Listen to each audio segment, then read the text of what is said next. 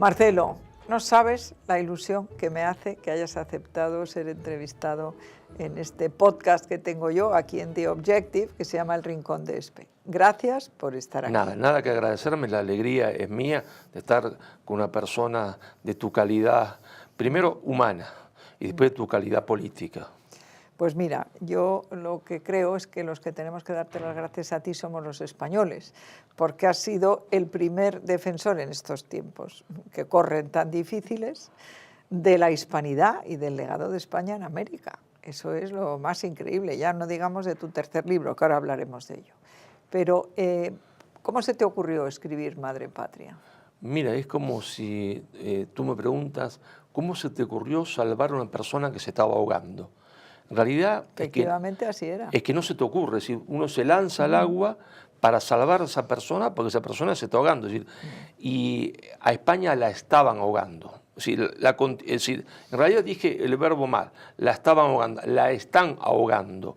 Todo un pensamiento progresista de hace ya muchísimos años que está ahogando al pueblo español y a la nación española con una falsa historia, haciéndole sentir un sentimiento de culpa, un sentimiento de que no valemos nada, de que todo lo hicimos mal, de que si hicimos algo bien eso no sirvió para nada, y eso es una cosa destructiva del ser español.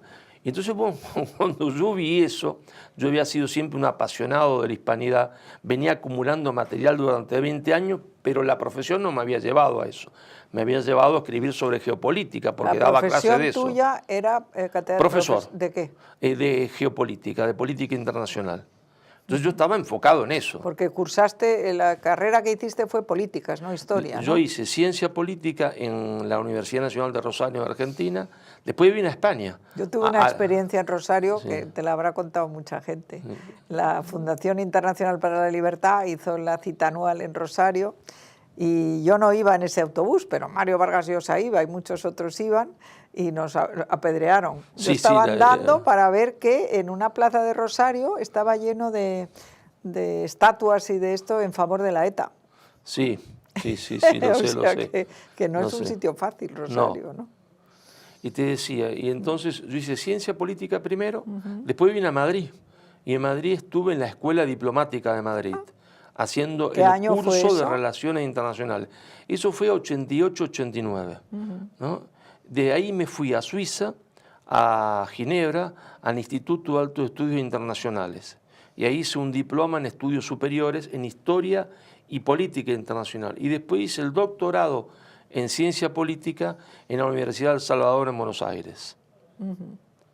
Así que eso es un poco el perímetro. Que es política más bien que es ciencia política, historia, sí. Ciencia política, sí. Bueno, y entonces decides que no puede ser esta visión que están transmitiendo la inmensa mayoría de los opinadores sobre el desastre que fue la actuación de los españoles en América. ¿Es eso? Sí, más que una opinión, era para ellos una especie de certeza, era como un axioma, una verdad revelada. Es como una verdad revelada, es decir, como un imperativo categórico de Kant, es decir, España fue genocida, fuimos a ir a robar y para eso matamos y asesinamos. Mire, eso no es cierto.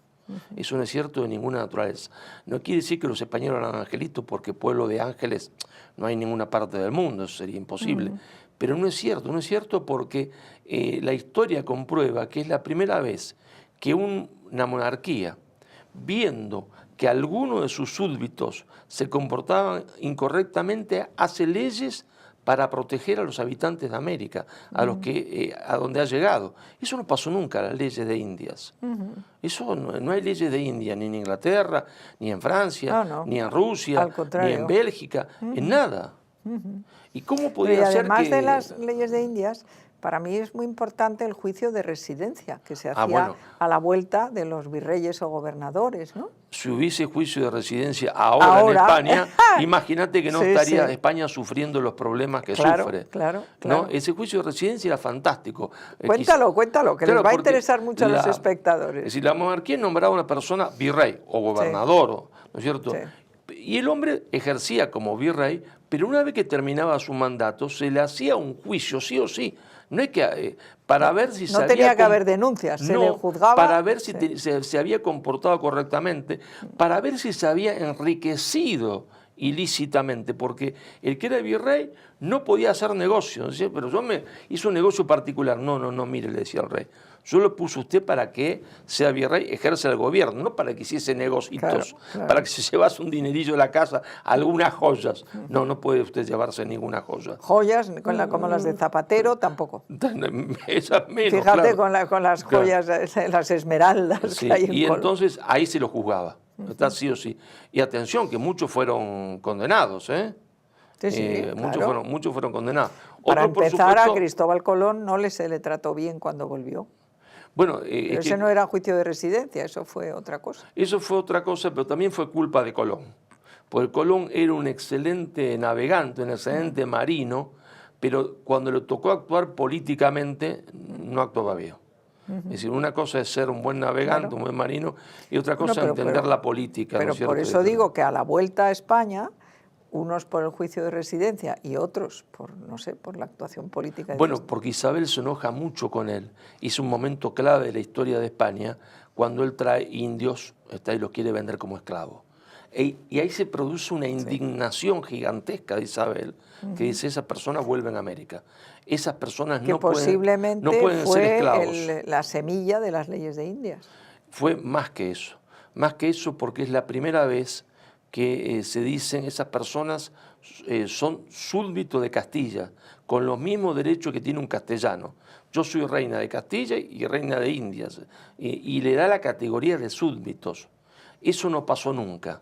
Y lo más importante es que los reyes que continúan, Isabel, Carlos I, Carlos V, su nieto, y su bisnieto Felipe II, y todos los otros, siempre respetaron eso.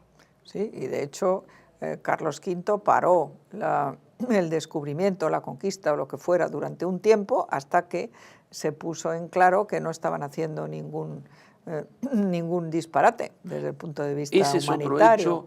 Ese otro hecho, Esperanza, absolutamente único en la historia de la humanidad.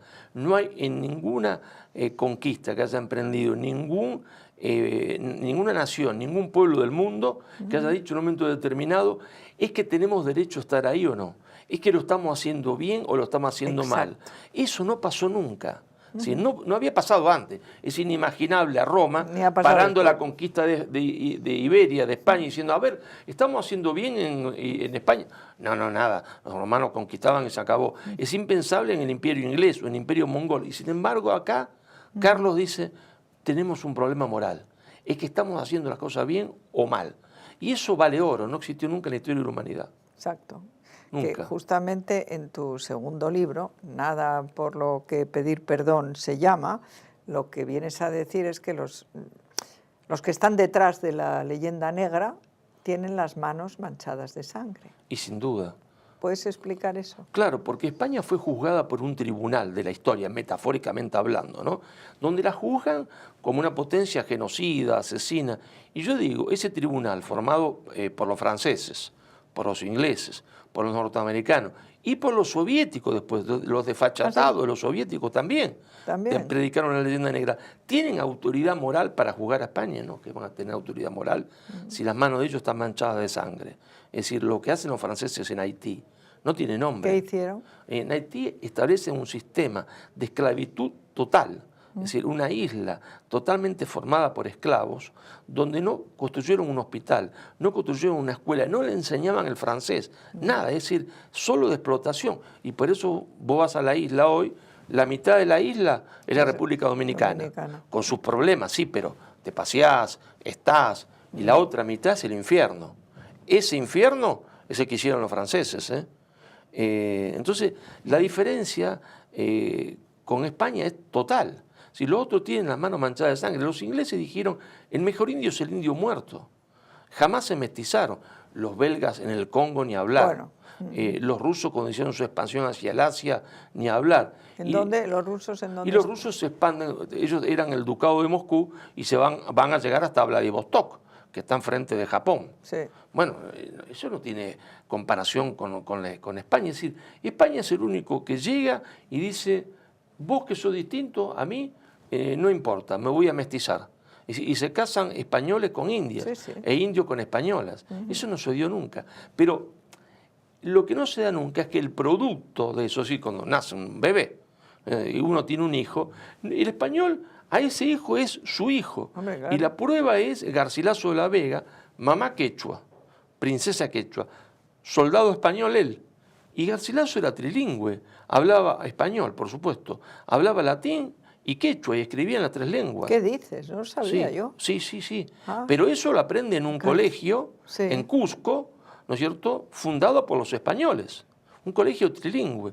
Y algo de italiano, lo que se llamaba en esa época toscano, sabía, porque leía algo de italiano, o sea, y comentaba obras hechas en Italia. Y ese hombre, que se convierte en el primer peruano, yo digo que el primer peruano es el Inca Garcilaso de la Vega. Fíjate que es tan importante el Inca Garcilaso de la Vega que cuando Naciones Unidas, la UNESCO, tiene que elegir a 3 escritores símbolos para ver qué día festeja el Día del Escritor, elige a Cervantes, claro. Elige a Shakespeare, no hace falta decir por qué. Sí. ¿Y el tercero cuál es? El Inca Garcilaso de la Vega. Así, ¿eh? Por esos 3 escritores se festeja el Día del Escritor. Así que su figura es gigantesca. El primer mestizo, el primer peruano, mezcla, se entiende, papá español y mamá princesa quechua. ¿Y dónde muere? En España. Muere en España, se hace enterrar en la Catedral de Córdoba y él hereda toda la herencia de su tío. Toda la herencia de su tío. Es decir, que, ¿dónde está la diferencia racial? De su tío... El hermano de su papá. Garcilaso. El hermano de su papá Garcilaso le deja toda su herencia a él. A él que mestizo. No nos olvidemos que en Estados Unidos el matrimonio entre personas de distintas razas estuvo prohibido hasta 1963. ¿También con indígenas? Sí, con O sea, indígenas, no solo con negros. con población de color negra y con amarillos. ¿Y con chinos también? Y con chinos también. Sí. ¿Hasta qué año? 1963. ¿Qué me dices? Uno de los... Pero no Es solo el año que naciste tú. Claro. Es que he pero- visto que tú y yo sí. nacimos el mismo día, pero 3 de que yo enero. te llevo 11 años. Bueno, nada, no me llevas nada porque estás preciosa. Ya. Bueno, entonces, el Inca Garcilaso, sobrino de Garcilaso de la Vega, se vino aquí a España y aquí murió. Y no solo eso, sino que combate por España, por la catolicidad, en la rebelión de las Alpujarras. Anda. Y se encuentran, no sé si se encuentran físicamente cara a cara, pero pelean juntos. ¿Con quién? Con el hijo de Cortés y de Doña Marina. Cortés tiene un hijo con Doña Marina, que para mí es el primer mexicano, y el hijo, Martín Cortés Malitzin, pelea junto con Garcilaso de la Vega en la rebelión de las Alpujarras contra los moriscos sublevados, ¿al mando de quién? Al mando de Juan de Austria. Los dos están al mando de Juan de Austria. Una historia maravillosa, Maravillosa. es para una novela. Desde luego. Para una Desde luego que es novela. para una novela. Sí. Es que la verdad, Marcelo, los españoles te tenemos que estar muy agradecidos. Muy agradecidos, porque realmente, bueno, es que eso ha calado. La idea de que la conquista en realidad fue un genocidio, pues no sé, pero ha calado bastante. Ha calado muchísimo, sobre Sí. todo a partir del año 2000. A partir del año 2000 hay una campaña gigantesca en Argentina, en Perú, en Chile. No, pero en España en me España refiero también, yo también. sí, también, sí. Sí. Y esa campaña, bueno, suele estar, en el caso de México, la señora presidenta parece ser que tiene muy poquito de indígena, ¿no? Que es, Yo lo digo con todo respeto. Sí. Ella no sabe nada de la historia de México. Lo digo con todo respeto, pero ella debería estudiar la historia de México y se daría cuenta, como decía José Vasconcelos, mexicano y de izquierda, que fue ministro de Instrucción Pública, ministro de Cultura sería para nosotros. Vasconcelos decía, la conquista la hicieron los indios, porque Cortés con 700 hombres no podía conquistar Claro, a nadie. pero- Son pero- 300.000 indios Luchando, claro. cansados de que los aztecas se los coman, Sí, claro. los que combaten contra los aztecas. Y se dice los Vasconcelos, tlaxcaltecas, sí. ¿y la independencia quién la hizo? No la hicieron los indios. No. La independencia las hacen los españoles en españoles, América. claro. Porque los indios tenían Estaban el con la grito, monarquía. viva la Virgen de Guadalupe y el rey Fernando. Así, ¿eh? Ese era el grito de los indios, viva la Virgen de Guadalupe y el rey Fernando. Entonces, ¿quién hizo la independencia? Los españoles que estaban en México, y por cuestiones no santas. porque España había respetado, esa es la verdad histórica, había respetado la propiedad comunal de la tierra. Entonces me dicen siempre los alumnos en clase, pero que no había españoles que tenían latifundios, sí, pero sobre territorios que antes no había poseído nadie, que no había poseído nadie. Pero la propiedad comunal de la tierra se respeta. Y los pillos que hacen la independencia en México, ¿qué es lo que quieren?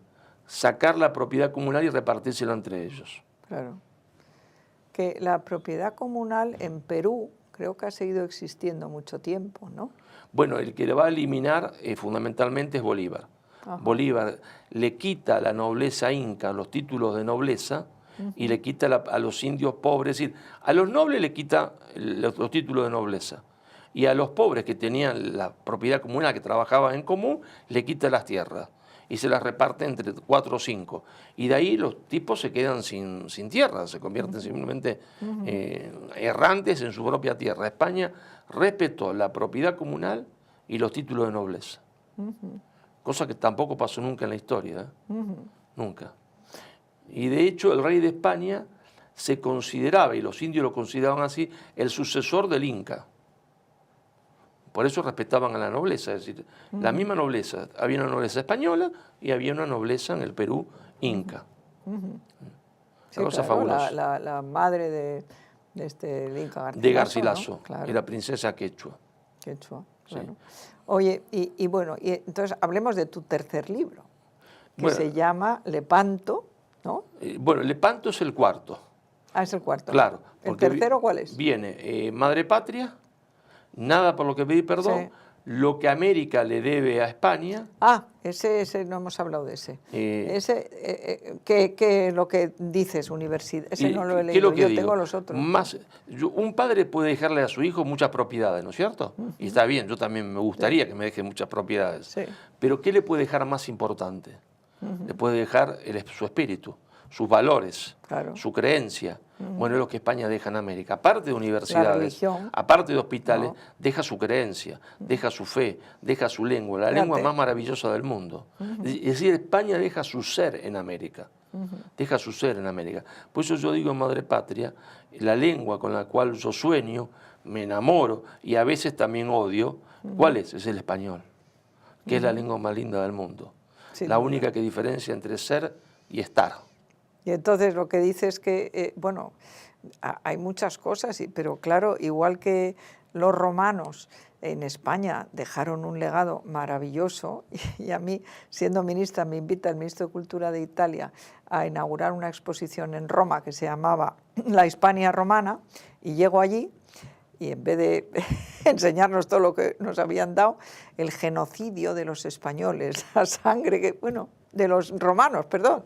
Un tonto, un tonto. Bueno, pues era del Partido Comunista, claro. Un tonto. Ahí confirma que era un tonto. Sí, sí. Confirma que era un tonto. Le importaba mucho el fútbol a ese. Sí. Bueno, a mí también, pero me gusta el fútbol, pero no hay que ser tonto culturalmente. Sí. Bueno, entonces el tercero habla del legado, América, de la lengua, la religión. Así es. ¿Y cómo se transmitió? Que no fue por la fuerza. Que no fue por la fuerza, porque España rescata las lenguas indígenas. Nadie explica esto. Porque hace una gramática guaraní, una gramática quechua, una gramática aymara, nahual, 80 años antes que existe una gramática alemana, una gramática inglesa. Claro, le enseña a los indios a escribir en su propia lengua. Por eso Garcilaso era trilingüe. Claro. Pero ¿cómo podía escribir en quechua si el quechua no existía como lengua escrita?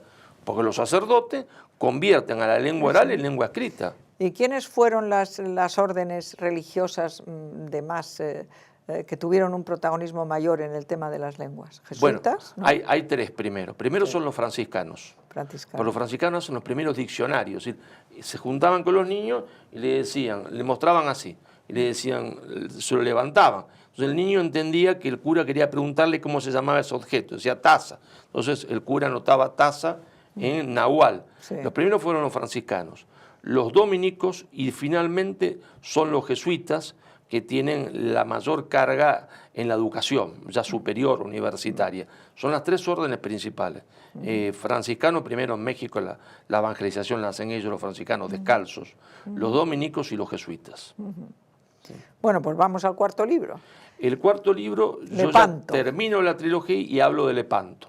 para mí una batalla decisiva que salva a Europa, ¿no es cierto?, de la invasión islámica. Y que los progresistas, tutti quanti, eso, dentro de los progresistas están comunistas, rosaditos, medio rosados, tutti quanti, ellos dicen, bueno, pero eso no tiene importancia, una batallita sin importancia. Mire, ¿cómo una batallita sin importancia? Si don Juan, que era quien conducía la flota cristiana, Don Juan de Austria, don Juan de Austria, había venecianos, por supuesto, había sicilianos, genoveses, pero el grueso era España. Si se perdía esa batalla, los turcos iban a convertir a San Pedro en la mezquita más grande del Islam. Y eso, vos sabés que a mí me duele porque la iglesia también se olvida. Es decir, la iglesia, lo digo con mucho dolor, no, es verdad. La iglesia siempre consideró a Francia como la niña mimada. A sus ojos miraban y miran a Francia. Y España como una especie de cenicienta, una injusticia, porque España le da a la iglesia un continente. Un continente. Un continente, sí. Yo creo que es el mayor número de católicos. Vamos. Sin duda. Mucho más del doble que en el resto. Sin duda.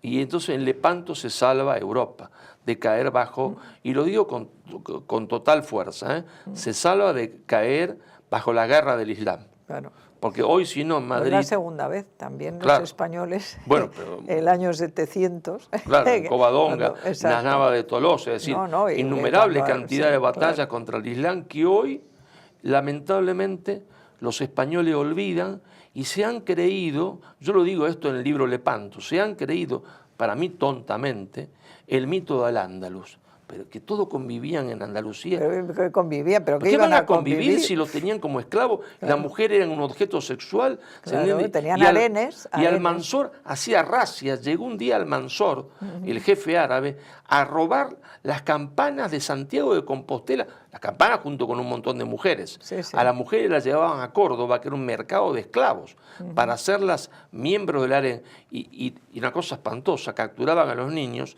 a los fuertes los convertían en genízaros, es decir, los adoctrinaban en el Islam y hacían que vayan a matar a cristianos. Y a los más debiluchos los castraban y eran los eunucos que iban a cuidar el harén. Una cosa espantosa. Y eso le llaman convivencia. ¿Pero qué convivencia? ¿Qué pacificidad? Si nos estaban matando todos los días, no existió el mito de Landa, es un mito. La convivencia no existió nunca. Marcelo, es tan apasionante lo que nos cuentas que tendrás que venir en otra ocasión. Bueno, yo vuelvo. Pero es vuelvo maravilloso, encantado. Y hay que decir a todos los espectadores que los libros de Marcelo son apasionantes, pero escucharle es todavía mejor. Bueno, yo vuelvo Muchísimas encantado. Gracias. Vuelves, contigo. Bueno, pues ya encantado. Te volveré a llamar. Bueno. ¿Pasas tiempo en España? Bueno, ahora me voy para Argentina dentro de unos días y si Dios quiere vuelvo en octubre y si Dios quiere vuelvo en enero a presentar un nuevo libro que creo, no tengo el nombre, que se va a llamar Felipe II, cuando España soñaba en grande. Qué bien, qué bonito. No se ponía el sol. Claro. Muchísimas gracias, Marcelo. Gracias a vos.